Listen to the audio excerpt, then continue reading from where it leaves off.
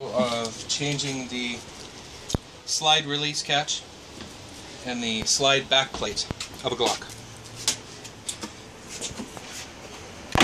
So here is the difference between the two different slide releases.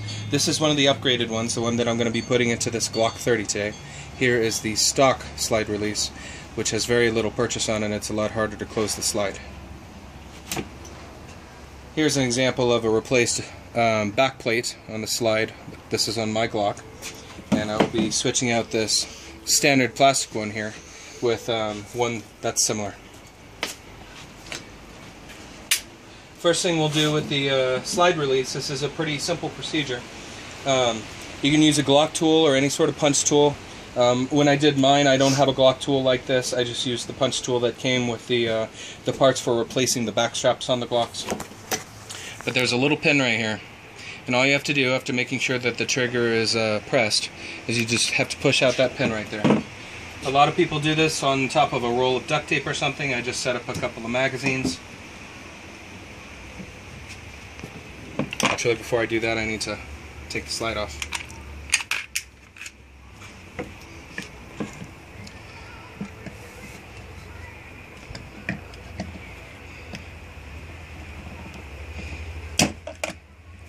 As I pushed that pin out, I wiggled the slide release back and forth so that it would let it up a little bit. You can see this pin, it's got a couple of little catch spots on it. But at this point, the old slide release just comes right out right there.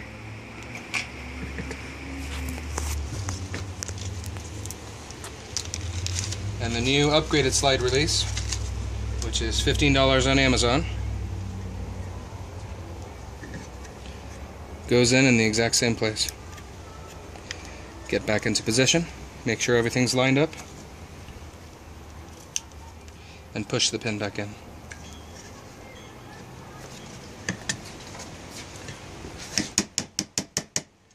That'll work.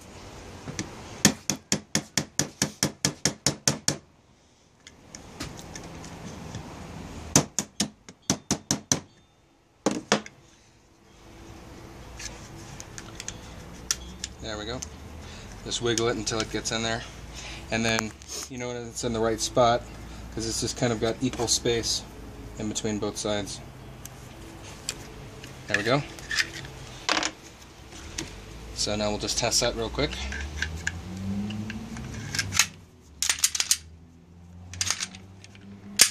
Make sure that works. Now onto the back plate. Now with the back plate, this was the part where I really wanted to make this video because I found that it was a little confusing as to what to do. If you look up the how-tos online without videos, you know, it talks about pressing down into a button. But what you're really doing is you're taking this little piece that's down here and you're taking a screwdriver or something and you're holding this down. By holding that down, that takes the pressure off of the firing pin and allows you to take off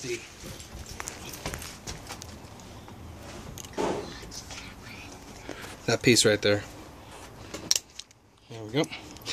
And when you take it off, there's a couple of springs that are going to try to pop out. You've got your main firing pin spring here, and then whatever this spring is right there. So you want to make sure to keep your thumb on it so that it doesn't fly off. So then you take your replacement back plate. And this has grooves. It just slides into these grooves right here. But as you do that, you have to push these down because they're under pressure.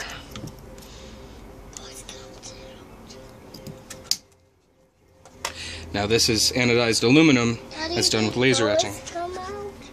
No bullets. So there you have it. A replaced back plate. This one with the Gadsden flag. And the extended slide release, which is a lot easier to use for your thumb. The end.